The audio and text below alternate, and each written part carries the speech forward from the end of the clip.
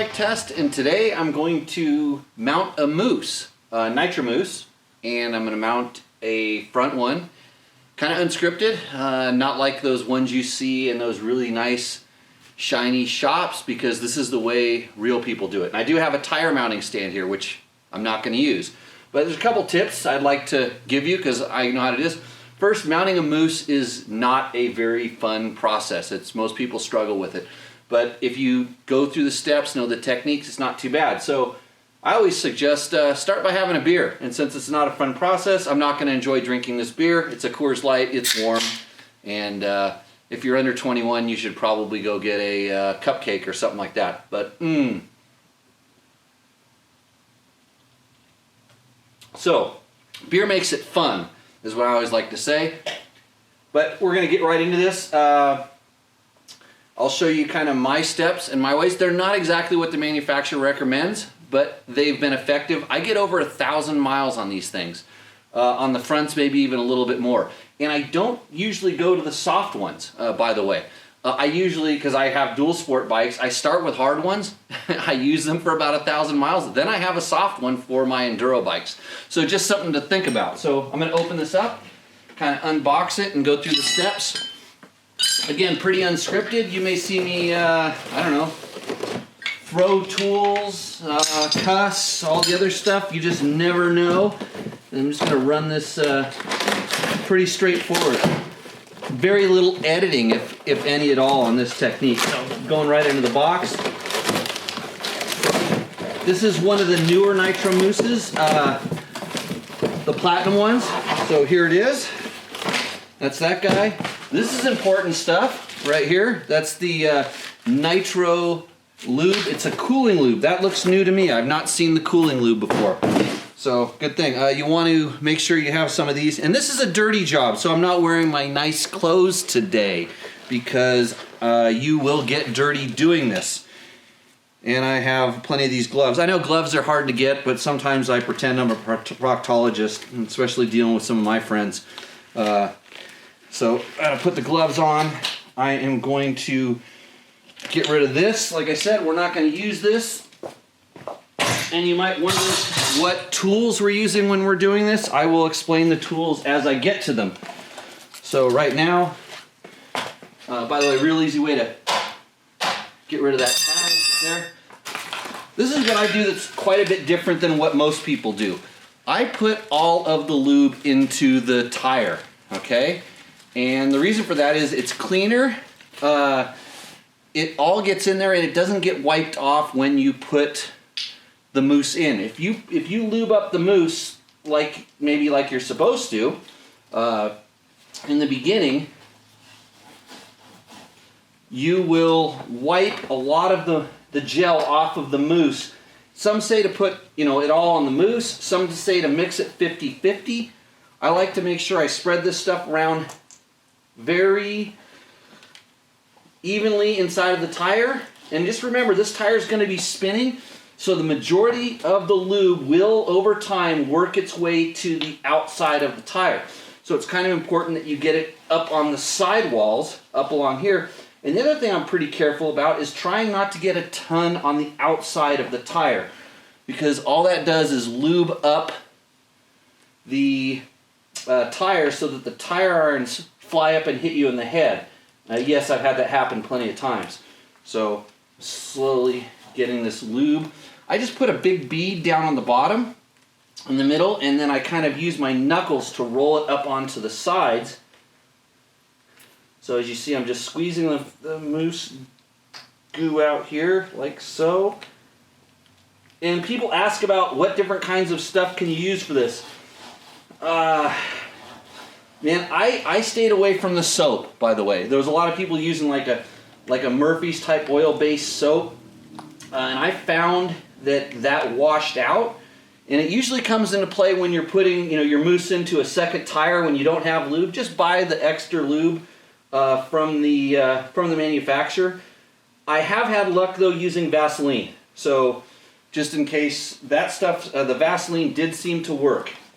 So I've got it all inside there. So now what I'm doing is I'm taking my knuckles and I'm running my knuckles down there and then rolling them up onto the sidewall of the tire. So I'm trying to get the majority of the mousse up onto the side of the tire as I'm working my knuckles right here. One down along the side, then I run up on the sidewall, like so. So I grab it from the middle and put it up on the side, grab it in the middle and put it up on the side, etc. So now when I go around, I do it on the other side, same sort of thing. And this stuff runs enough to where it kind of works its way around, but you want to make sure you get it all in there. And in doing this, you are going to get a little bit of lube around the rim, which will make the tire kind of go on easy, and you shouldn't have to worry about it. So I'm pretty happy with that. That was the entire little tube of lube. There's a little bit left into it, and so now I'm ready to stuff the mousse in here.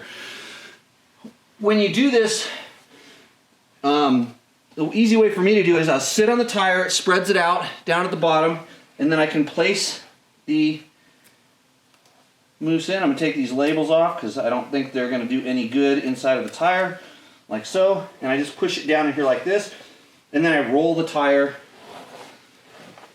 and drop the mousse into it. It's important that you get the right size mousse, especially on the rear tires, by the way. And since my hands are lubed up, as I'm touching this, I'm getting lube out here on the outside along this center part. That's also important to make sure that it's lubed up. But I'll show you something that I'm going to do. So I'm going to take my hand in here and run a little bit. And so now I'm going to lube up this part of the mousse. Like so. And then I can take a little bit extra that I have in the tube here and I can spread it on. But a lot of times I'll actually put it here in the edge, or I'll do this step after I put it on the rim. So if I can, when I go to push it down on the rim, I don't lose too much of lube. So right now this mousse is pretty dry on the outside, but I'm going to work on that in a second. So have tire here, rim here. I got to figure out the direction. So since I don't know my left from my right, the disc is on that side. I want this tire to go this direction, so everything's going that way. On the front, I'm not too particular about which side I work on, but a lot of times I will use the disc to hold the tire down. So I'm going to tire irons down. So I'm going to pull this back over here. I'm going to take the tire iron. I'm going to set the tire iron inside of the lip of the tire, and then I'm going to push down, and then I'm going to start setting the rim in here. And the idea is I want the tire to go into the dish, which is kind of difficult. So I'm kind of controlling where I put the tire, and then I can push it in. And then I like to use, and at this point my hands are still pretty slippery, but I'm going to go for it. Sometimes I'll switch gloves right now, but I want to put lube on in a minute, so I'm not going to get out of these yet. So I'm going to use a hook tire iron, and I'm just going to take the tire and start working, putting on. And this is where it can get tricky because it likes to slip out sometimes. So it's kind of a technique of learning how far to take bites. And you want to go far enough, and if you see here, the tire is down in the dish of the rim, and I move it up ever so slightly and go over, and then every once in a while it's going to want to pop back. And I go here, and it kind of goes up, and it might hold itself. So once it starts holding itself, I can bring the tire back down, I can set it down, and then I'm going to grab another tire iron, same one, it's one of the hooked ones, and do the same thing. I'm going to reach in here, and I'm going to start alternating these guys. So I go one, take this one out, go up, slide it back in, go like that, slide it back in, switch over to the next one, slide it back in, and then this is eventually going to pop down just like that, and there we go. So now the tire is mounted onto the rim. And here's where you're going to want to put a little bit extra mousse lube. You can put it up in here, but the other thing you can do is you can take it, and since this rim already had a mousse on it, it's pretty lubed up in the center of the rim. So a lot of times when I'm putting a mousse tire back on a mousse wheel, that's not really an issue. So I'm pretty happy with the amount of lube. I might just put a little bit more and grab a little bit more of this stuff, milk the last little bit out of it, and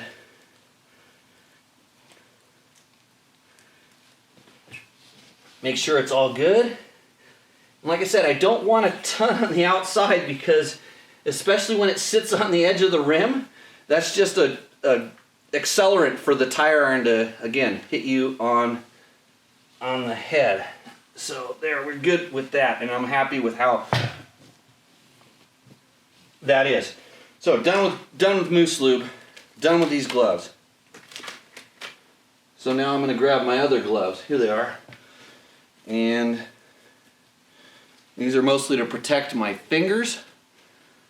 Since we're halfway done, I'm going to have the celebratory sip of the incredibly tasty Coors Light. There we go. Almost as painful as the jaw. So now what do? Another trick that I use. This here is a valve stem out of a tube that's been inserted into this tire, and it just sits in there so I can pump air in there to pop the bead if I need to. That's kind of a trick. The rim lock is holding the tire here, so it's holding it in place. And so I'm going to set it down, and I have a couple things. I have either vice grips, or I have these interesting tools. These are bead holding the tire down in the bead tools. I have a couple different varieties of them, and I would tell you exactly who sells these if they advertised with Dirt Bike Test, just say. And if you make those, you can get a hold of me and I can figure that out. But there's really neat tools that make this a lot easier, but you can always use vice grips. We know where to get those. And here's the technique. Have a few tire irons, if not more. The more makes it easier. I am going to start on the opposite of the rim lock, and that's just a personal preference. And so what I'm going to do is I'm going to take the tire iron, I'm going to stick it in here, I'm going to push it all the way down. And you see it's almost lifting up the tire on the other side, and I can either take a vice grip and go like this and clamp the vice grip on here, and the angle of the vice grip, which is right here, causes that tire to slide down the bead. So I can go like that. I go over about 4 or 5 spokes. I can go down again, take it, clip this one on here like that, and be good. I can use the tool. So I can also push this thing down, and you can see, and here sometimes when you're not using the right size mousse and or it's a really tough mousse, it'll pop off the other side of the rim, and that's where you have to be careful. But you don't want that to happen. So I take this tool, I can just hook it on, I hook it underneath the thing, hook it on the spoke, like that. And so essentially what those pieces are doing is taking the tire and holding it down into the bead. And so I'm going to go over again, like so, pop it down, take one of the tools, hook it on here, like so. And as you get better at it, you learn exactly where to put them. The spacing, like I said, is about 4 or 5 spokes. You can kind of go around and do that. Push it down again. I'm going to grab another one of these tools, slide it in here. Actually, I didn't go far enough, so I'm going to go a little bit farther because this is a thicker tool. So I'll go a little bit farther, push it down, slide it in, easy, like so. And we're getting to the point now, and that one, these are ones that are plastic, and they're not my favorite ones, but I wanted to show you that I'm using them. So here we go. These were actually prototypes, I believe, from a tire company when they first started making mousses. I wonder where that came from. So, and sometimes when you get over to the end, you can start using a second tire iron to make it a little bit easier. And I'm at the point now where I feel like I can keep going around, but I do have another vice grip, and if you have them, you might as well use it. So I'm going to push it down here, clip it in, like that. And then I'm going to go back over to the other side because I got close to the rim lock, and the rim lock is the one I want to put in last. So I'm going to go here, essentially here, and I'm going to start walking my way around with my tire irons here. And I'm not putting a lot of energy into doing this because I'm taking small bites, and I'm making sure that the tire goes down in the bead. So when I'm doing this, I'm watching to see that the tire is going down, and it's not going down over here all the way. These tools are not pushing it down, so I might have to take a rim lock later and push it in, or not a rim lock, a tire iron later and push it down. But I'll see how it works out. Again, going over here. You do not want to take too big of a bite, because if you do, you can break the bead of the tire.